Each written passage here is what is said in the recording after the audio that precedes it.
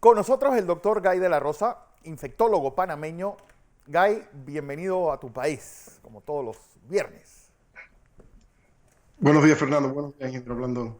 Guy, pues el gran debate, ¿realmente debemos mantener la cuarentena? Ese debate, economía versus salud, que pues, se puede decir que es una constante en el mundo y que nuestro país va a enfrentar esa esa fase importante de desescalada a partir del lunes. Pues la gente dice, no bajan los niveles de contagio, sigue aumentando el número de contagiados. ¿Y por qué se tomó esta decisión? ¿Es la correcta? ¿Se debe mantener esa cuarentena eternamente a pesar de la destrucción que está provocando en la economía? Una excelente pregunta, Fernando. Y yo pienso que hay que aclarar varios puntos importantes. El primero, el propósito de la cuarentena. El propósito fundamental de la cuarentena, como he comentado anteriormente, es aplanar la curva, lo cual se ha alcanzado hasta cierto punto, y darle tiempo al sistema de salud para que se prepare para los brotes subsiguientes. Obviamente queremos bajar y disminuir la transmisión comunitaria. Pero el problema que tenemos en Panamá actualmente, con un número de casos increciendo en los últimos días, es el vivo reflejo de lo que ha sido el mal enfoque en cuanto a las pruebas de tamizaje. Y esto es algo que yo quiero enfatizar en el día de hoy categóricamente. Lo que ha sucedido es que el enfoque ha sido netamente en los casos habituales o casos usuales, pacientes que tienen síntomas moderados, leves. Sin embargo, no se ha tomado un enfoque drástico en cuanto al diagnóstico de los asintomáticos. Y este para mí ha sido uno de los talones de Aquiles de la estrategia que ha establecido el Ministerio de Salud. Explico. Consistentemente, la frecuencia de positivos de los test que se han hecho diariamente está por arriba del 10%. Y esto es algo que comenté hace aproximadamente una semana. Recordemos, lo que hacemos hoy va a tener un reflejo en semanas subsiguientes, 2 o 3 semanas subsiguientes. Si observamos la frecuencia de positividad en los últimos días en Panamá, eso oscila básicamente entre el 11% al 23% de positivas, de pruebas positivas. Y esto implica que realmente no se ha magnificado el número de pruebas dentro de la comunidad para diagnosticar asintomáticos. De hecho, en la última semana, el único día en donde esta tasa de positividad cayó por debajo del 10% fue del 8.9% y fue casualmente el 23 de mayo que se hicieron 1.700 pruebas. Entonces, cuando incrementamos el número de pruebas y evaluamos una población en general con enfoque en asintomáticos, podemos detectar estos casos y podemos bajar la positividad de las pruebas. Este es un concepto muy importante y es un llamado que yo quiero hacer a las autoridades sanitarias en Panamá. Tenemos que incrementar el número de pruebas. Lo podemos hacer, yo sé y conozco y reconozco lo que implica en cuanto a inversión, lo que implica en cuanto a personal, entrenamiento, pruebas y PCR, pero esto hay que hacerlo, particularmente porque ahora vamos a un periodo de apertura al bloque 2, en donde tenemos que optimizar aún más el diagnóstico de los asintomáticos y presintomáticos. Ahora, muchos se preguntarán, ¿por qué Guy de la Rosa insiste en esto de los asintomáticos y presintomáticos? ¿Cuál es la razón? Y la razón es simplemente transmisión. Hoy en día, e insto a la teleaudiencia, un artículo muy interesante que fue publicado en la revista Clinical Infectious Diseases, casualmente esta semana, Clinical Infectious Diseases, acerca de la importancia del diagnóstico de los asintomáticos y los presintomáticos. Y se trata simplemente de carga viral. La carga viral en los individuos asintomáticos y presintomáticos, particularmente en el caso de los presintomáticos, obviamente, se alcanza típicamente 0.7 días antes del inicio de los síntomas. Es decir, en las primeras 24 horas antes del inicio de los síntomas se alcanza el punto máximo de la carga viral del coronavirus en la mucosa nasal. Sin embargo, si observamos la curva de ascenso de la cantidad del virus, se llama carga viral, en la mucosa nasal, eso ocurre en los primeros 2 a 3 hasta 4 días antes del inicio de los síntomas. Entonces se hace claro que la detección de los individuos presintomáticos es absolutamente necesaria. Ahora, esto tiene que estar aunado a un sistema de detección y a un sistema de traqueo, de rastreo de contactos. De nada sirve que identificamos un individuo que es PCR positivo, que no tiene síntomas, si no hacemos un análisis exhaustivo de las personas con las que esta persona índice ha estado en contacto. Porque, Guy, aquí ocurrió algo fundamental que yo pienso que ha ocurrido, Fernando, aquí. y realmente lo puedo lo puedo sostener por la tasa de positividad de las pruebas. Hoy en día el concepto es que tienes que estar consistentemente por debajo del 10%. No funciona que estemos por debajo del 10%, un día sí y un día no, y al día siguiente sí. Tenemos que estar consistentemente por debajo del 10%, y yo asumo que esto va a requerir aproximadamente 2.000 pruebas diarias. 2.000 pruebas diarias, porque el virus tuvo una ¿cómo fue llegando a Panamá? Empieza en San Francisco y posteriormente el número de contagiados pasa hacia Panamá Este y hacia Reiján y Chorrera. ¿Qué implica esto? Se nota que llegó a gente que venía de viaje, ellos se lo contagian a sus empleados en oficinas, en casa, y estos se los llevan a las comunidades. ¿Cómo, por ejemplo, ayer alguien me decía, cómo se controla la tuberculosis? También yendo a buscar a la tuberculosis a las casas, no esperando que vengan los enfermos de tuberculosis a los hospitales. Es una Correcto. dinámica parecida a la que hay que hacer con un virus como este. Por supuesto. Y de eso se trata el primer comentario que hice, y me remonto hace aproximadamente 3 meses, cuando creo que tuvimos la primera entrevista por Next TV, y muy agradecido por la oportunidad A nosotros, realmente hombre. a ambos. Y la debilidad del sistema que identifiqué inicialmente era la falta de una descentralización.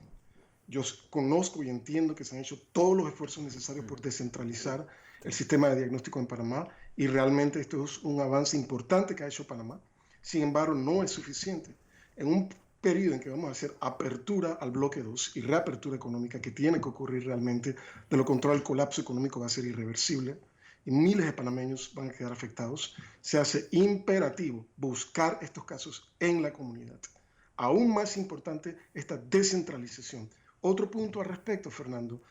Yo entiendo que existen problemas técnicos con respecto a la realización del PCR, que las pruebas no están siendo diagnosticadas, procesadas en el mismo día en que son obtenidas. Esto es un problema, porque sencillamente si tenemos un individuo presintomático o sintomático que es diagnosticado, se le hace el PCR, sin embargo la prueba, el resultado de la prueba no sale inmediatamente en las primeras 24 horas, ¿qué va a suceder con esta persona presintomática o sintomática?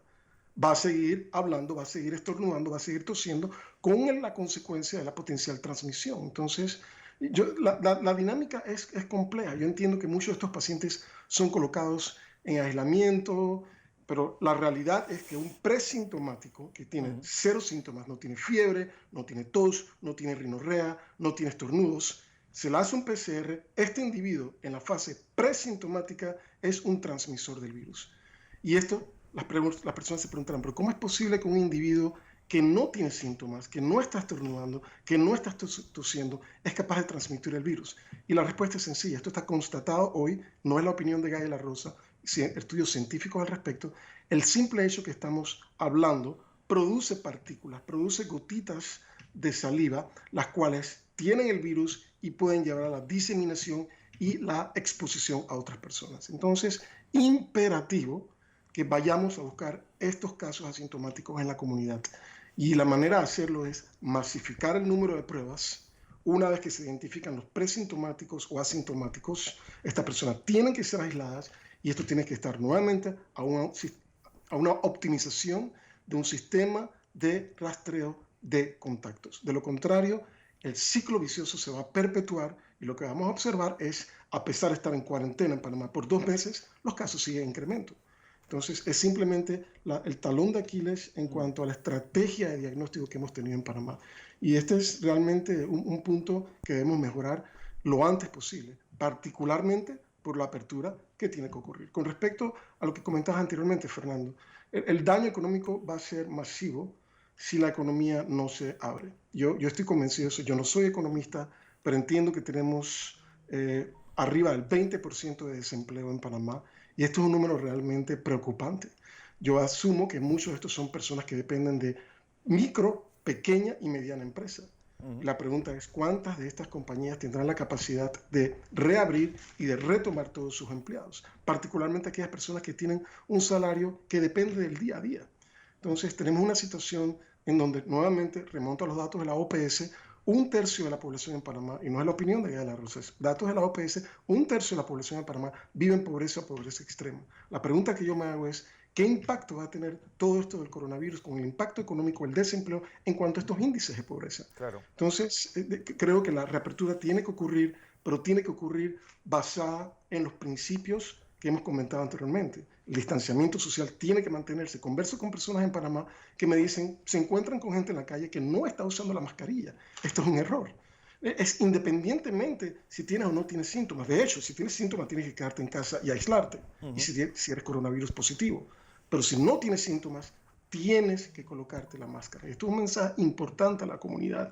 El individuo presintomático que no ha sido diagnosticado puede transmitir por medio de la producción de pequeñas gotitas de saliva que exponen a la población o a las personas que están alrededor. Así que se hace imperativo esto. José, el otro punto que quería, a ver, rapidito, y es un concepto básico muy importante, siempre hablamos del número de reproducción, el R0 o el RT, como lo queramos llamar, y se dice, bueno, vamos a tratar de bajar el R0, el RT, por debajo de 1. Todas estas fórmulas y todos estos cálculos asumen que el número de reproducción básica del coronavirus oscila entre 2.2 y 3.5. ¿Okay? Ese es básicamente el concepto. Sin embargo, esto no toma en cuenta el hecho de que los presintomáticos pueden transmitir el virus. Si esto lo adicionamos al concepto de número de transmisión, el número básico del R0, el RT, el número realmente se incrementa a 15. Es decir, el número de reproducción básica pasa de un 2.2 a un 3.5 a 15 cuando incluimos el potencial de transmisión por parte de los asintomáticos. Wow. Doctor. El lunes nosotros arrancamos un nuevo proceso aquí. Quería darle dos premisas para que usted le dé unas recomendaciones a toda nuestra audiencia con respecto a cómo manejarse a partir del lunes. No tendríamos vacuna probablemente hasta finales de diciembre, pero masivamente y disponible estaríamos hablando del primer trimestre o semestre del próximo año. No tenemos una cura, pero además tenemos otra variable. Es que de acuerdo a toda la información, doctor, que tenemos de América Latina, México, con el desarrollo vertiginoso que se está teniendo la pandemia, Perú, Chile en Santiago, Brasil, que los indicadores nos dicen que podría llegar a tener hasta 123.000 muertos y superar incluso a los Estados Unidos por el nivel de desarrollo y de grado de desarrollo exponencial que está teniendo en eso. Venezuela, cuyos datos estarían subestimados y que podría ser, digamos, una imponderable, que de explotarlo tendríamos al lado y tendremos a Venezuela como... En el marco de eso, más lo que usted está diciendo, ¿qué recomendaciones le tendremos que dar a nuestro pueblo, a nuestro panameño, de cómo comportarse a partir del lunes y no a salir a lo loco por ahí? ¿Qué recomendación desde el punto de vista médico y de su experiencia que está viendo en el mundo le daríamos a los panameños? Claro. La primera recomendación que yo haría es siempre tener cautela. El hecho de que procedamos ahora a lo que es la apertura del bloque 2, eso no implica que las medidas que hemos conversado anteriormente, que se han platicado y que se han comunicado en todos los medios de comunicación deben ser abandonadas. Muy por el contrario, es el momento en donde tenemos que incrementar aún más todas las medidas. Distanciamiento social tiene que ocurrir. Salga estrictamente cuando es necesario. Yo entiendo que existe la importancia de salir, tomar aire fresco, quizás un poquito de exposición solar. Eso se entiende perfectamente. Ir al parque, caminar, se entiende perfectamente todo esto. Y no existe una razón para no hacerlo.